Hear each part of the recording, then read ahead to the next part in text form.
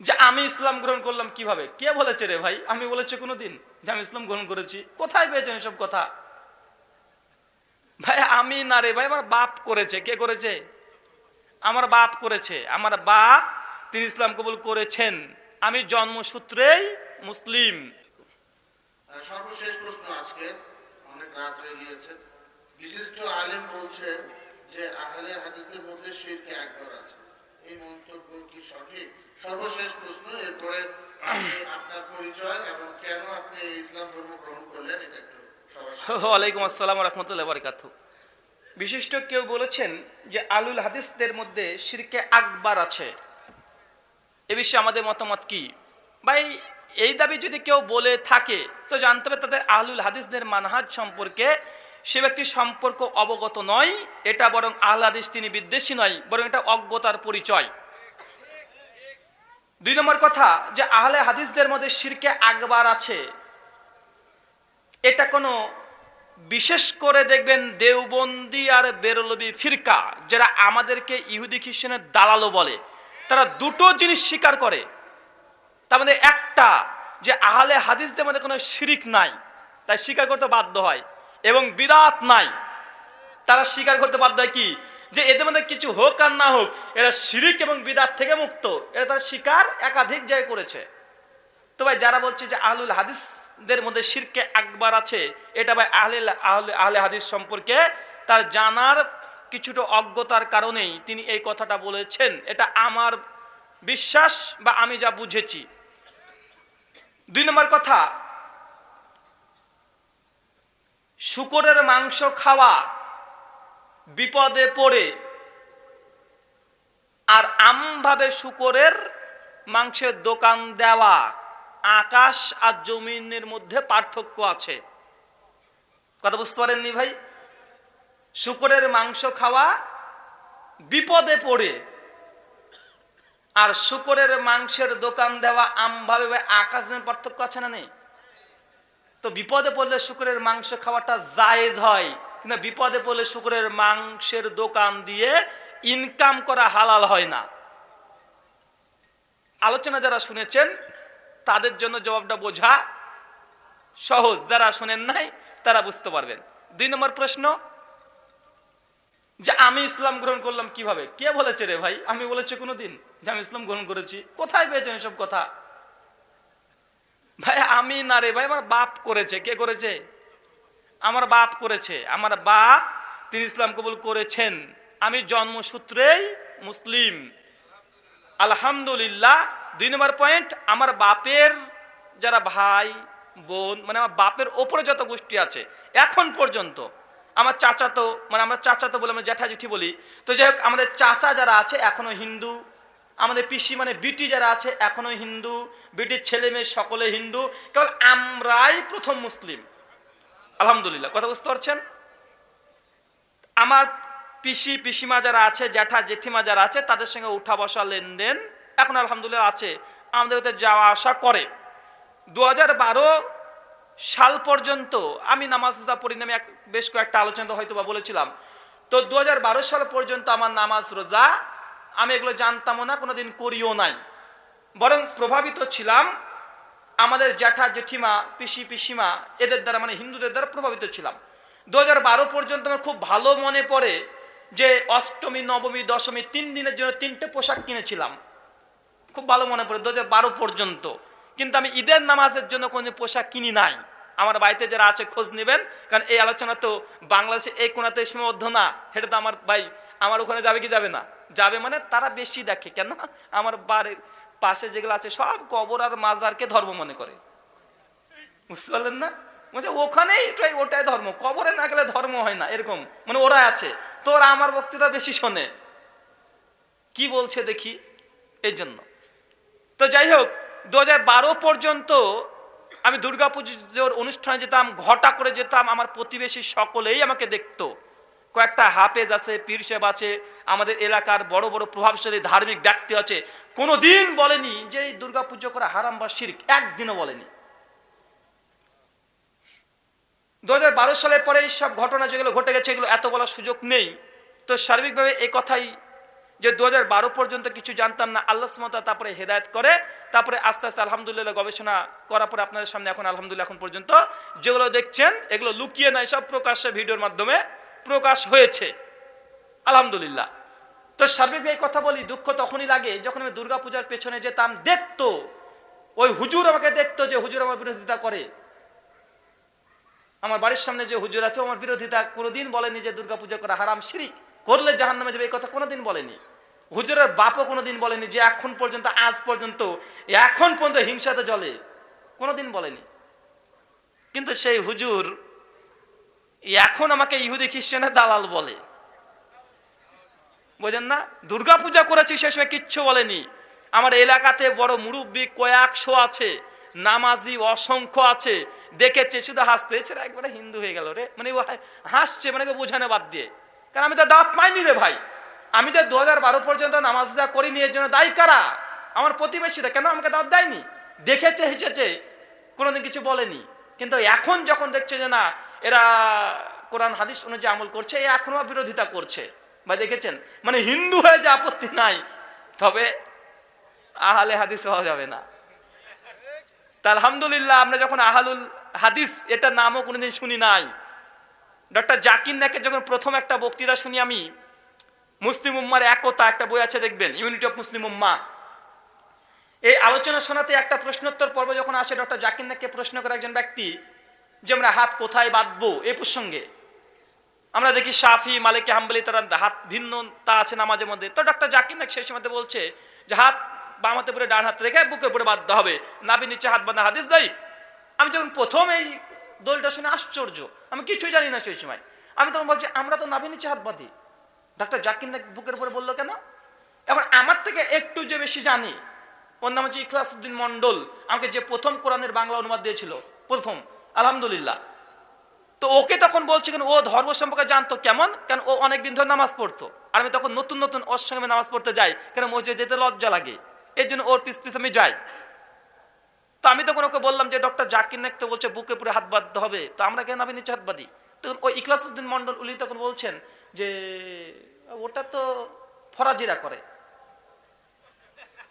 আমি তখন বলছি ফরাজি বার কি? ডক্টর জাকির নায়ক ফরাজি নাকি? তো ডক্টর জাকির নায়ক যদি ফরাজি হয় তো একটা সাধারণভাবে যে ডক্টর জাকির নায়ক তারা ফরাজি নাকি?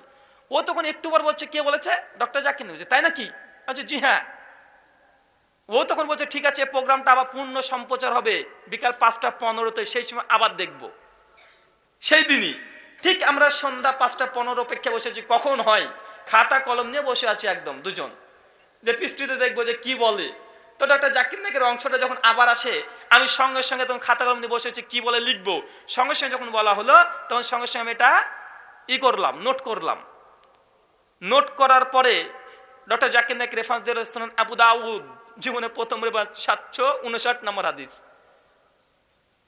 বুকের পরে হাত বাঁধা প্রসঙ্গে। নাভি নিচের হাত বাঁধা হাদিসটা ডক্টর জাকির নায়ক নিজে বললেন, আবার বললেন হাদিসটাকে যাইব, আমলযোগ্য না। তখন জয়ীব এটা কি, এটাও অতটা বুঝি না। তো বুঝতে পারলাম যে এই জিনিসটা অতটা ভালো জিনিস না, মানে এটুকু তো বুঝবে রে ভাই যখন কথা বলছে যে ডক্টর জাকির নায়ক বলছে এটা দুর্বল, তারপরে বোঝা গেল যে এই জিনিসটা অত ভালো জিনিস না, মানে বুকের উপরে বাদ দেবে, এটা রাসূল বেঁধেছে। তো ওই আলোচনা শুনে যখন বুঝতে পারলাম, তখন ওই ব্যক্তি আর আমি তখন আমাদের পীর সাহেবের কাছে গেলাম। পীর সাহেবকে গিয়ে সঙ্গে সঙ্গে বলছি পীর সাহেব ডক্টর জাকির নায়ক বলেছে বুকের উপরে হাত বাঁধতে দেবেন। আমাদের মসজিদের সামনে একটা পীর আছে, ওই পীরকে গিয়ে বলছি, তখন বলছে পীর বুঝে ডক্টর জাকির নায়ক ওয়াহাবি। ফরাজি থেকে ওয়াহাবি আবার আর একটা আসলো, ওয়াহাবি আবার কে? আমি তো বিপদে। আরেকজন হুজুরের কাছে গেলাম, হুজুরকে তখন বলছি যে হুজুর ডক্টর জাকির নায়ক বলেছে যে বুকের পুরে হাত বাঁধ দেবে, আবু দাউদ 759 নম্বর হাদিস। ও তো আরে সব ফরাজিদের আমলে বাদ দে তোর আবু দাউদ, ঠিক এইভাবে কথা। আশ্চর্য, কি আবার কি হচ্ছে এটা?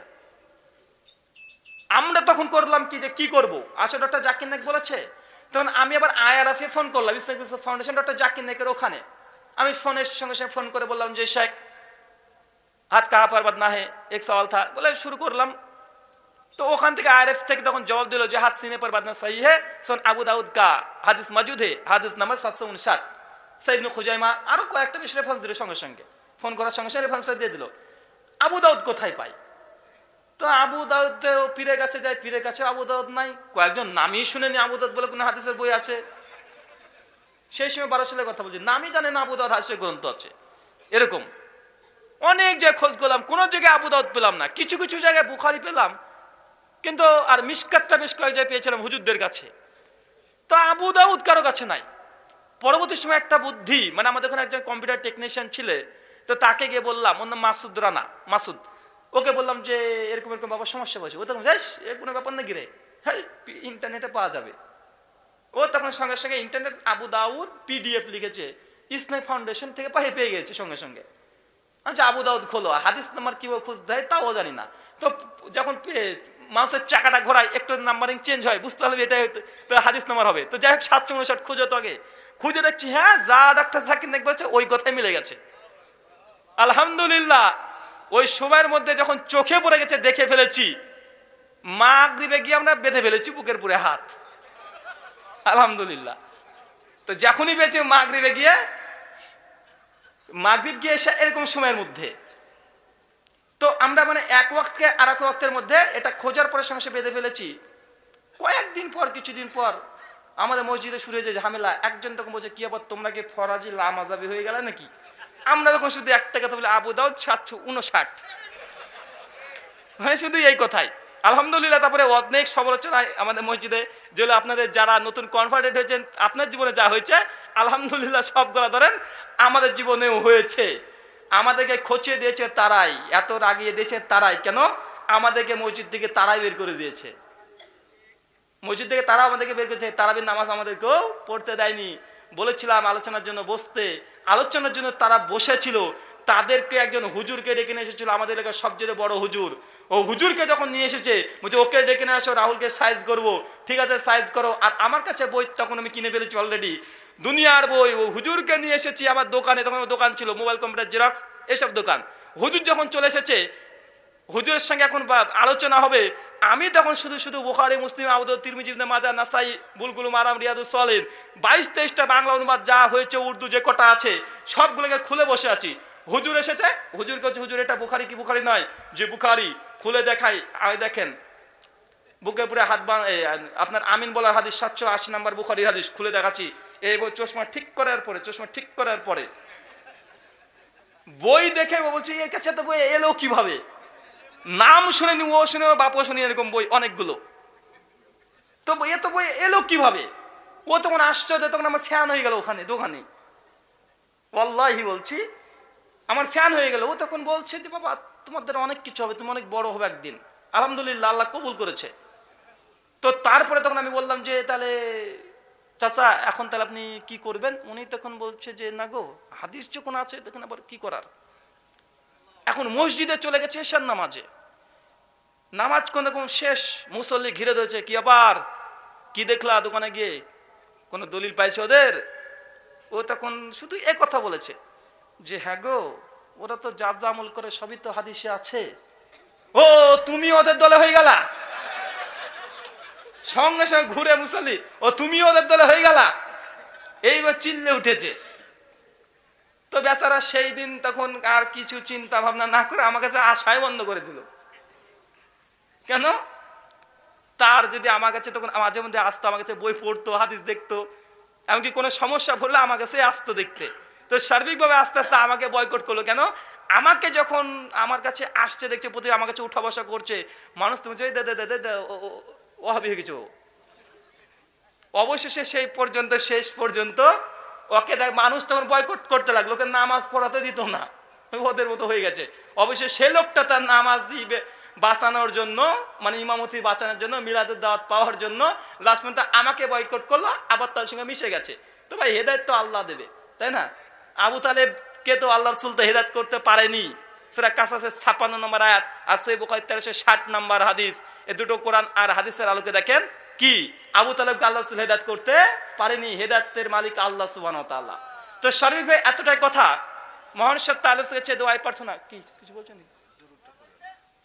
মহান সত্তা আল্লাহর কাছে দোয়া প্রার্থনা, আল্লাহ সুবহানাহু ওয়া তাআলা তুই আমাদের সকলকে যেগুলো শুনলাম বললাম আমাদেরকে আমল করার তৌফিক দান করো। সকলে বলে আল্লাহুম্মা আমিন। ভাই সুন্নাতি দোয়া আছে, সুন্নাতি দোয়া আছে। মজলিস শেষে দোয়া যদি না পড়েন, রাস্তা যদি পথে মারা যান, তো ভাই কোথায় যাবেন বলতে পারবো না। কিন্তু যদি দোয়া পড়ে বের হন, তার মানে কি, যতগুলো গোনাহ যদি কোনো কিছু করে থাকেন এবং এটা ইবাদত হিসেবে আল্লাহর খাতায় লেখা, ইনশাআল্লাহ হবে। মহান সত্য আল্লাহর কাছে দোয়াই প্রার্থনা, আল্লাহ সুবহানাহু ওয়া তাআলা যারা শিরক না করে মৃত্যুবরণ করেছে, আল্লাহ সুবহানাহু ওয়া তাআলা তার পাপগুলোকে ক্ষমা করে দিয়ে জান্নাতুল ফেরদৌস দান করো। সকলে বলি আল্লাহুম্মা আমিন। আল্লাহ সুবহানাহু ওয়া তাআলা তুমি আশ-শাফি, তুমি শেফা দানকারী, তুমি আমাদের যারা আরোগ্যে আছে, আল্লাহ সুবহানাহু ওয়া তাআলা তুমি শাফি, তাকে তুমি শেফা দান করে। সকলে বলি আল্লাহুম্মা আমিন। মহান সত্য আল্লাহর কাছে দোয়া এই প্রার্থনা, যারা বিশেষ করে প্রবাস জীবন কাটাচ্ছে, আল্লাহ সুবহানাহু ওয়া তাআলা এই সব ভাইদেরকে ইমানি জজবা আরো বৃদ্ধি করে দাও। সকলে বলি আল্লাহুম্মা আমিন। এবং তাদেরকে বাড়ি পর্যন্ত সহি সালামতে পৌঁছানোর তৌফিক দাও। আল্লাহুম্মা আমিন। মহান সত্তা আল্লাহর কাছে দোয়া প্রার্থনা, আমাদের পরিবারের মধ্যে যেসব মেলবন্ধন নেই, আল্লাহ সুবহানাহু ওয়া তাআলা স্বামী স্ত্রীর মধ্যে, ছেলে এবং বাবার মধ্যে যে মেলবন্ধন নেই, আল্লাহ সুবহানাহু ওয়া তাআলা তুমি বিশেষ রহমতে তাদের মধ্যে, পরিবারের মধ্যে শান্তি এবং ভালোবাসা বৃদ্ধি করে দাও। সকলে বলি আল্লাহুম্মা আমিন। আর আমাদের মধ্যে যেসব যুবক ভাই, আল্লাহ সুবহানাহু ওয়া তাআলা যারা এখনো এই যুবক ভাইদের মধ্যে হালাল রিজিক এখনো উপার্জন করতে পারে না, আল্লাহ সুবহানাহু ওয়া তাআলা তুমি আর রাজ্জাক, এই সব ভাইদেরকে তুমি হালাল রিজিক দিয়ে পরিপূর্ণ করে দাও। সকলে বলি আল্লাহুম্মা আমিন। আর সর্বশেষ যুবক ভাইদের জন্য আর একটা দোয়া, আল্লাহ সুবহানাহু ওয়া তাআলা যেসব যুবক ভাই এবং যুবতী বোনরা আছে এখনো বিবাহ করেনি, আল্লাহ সুবহানাহু ওয়া তাআলা এই যুবক ভাইদেরকে একটা দিনই বোন দিয়ে তাদের বিবাহ এবং দাম্পত্য জীবনকে সুখময় করে তোলো। সকলে বলি আল্লাহুম্মা আমিন। এই দোয়া করে আজকের মতো আলোচনা এবং প্রশ্নোত্তর শেষ করলাম। সুবহানাকা আল্লাহুম্মা ওয়া বিহামদিকা আশহাদু আল্লা ইলাহা ইল্লা আনতা আস্তাগফিরুকা ওয়া আতুবু ইলাইক। আসসালামু আলাইকুম ওয়া রাহমাতুল্লাহি ওয়া বারাকাতুহু।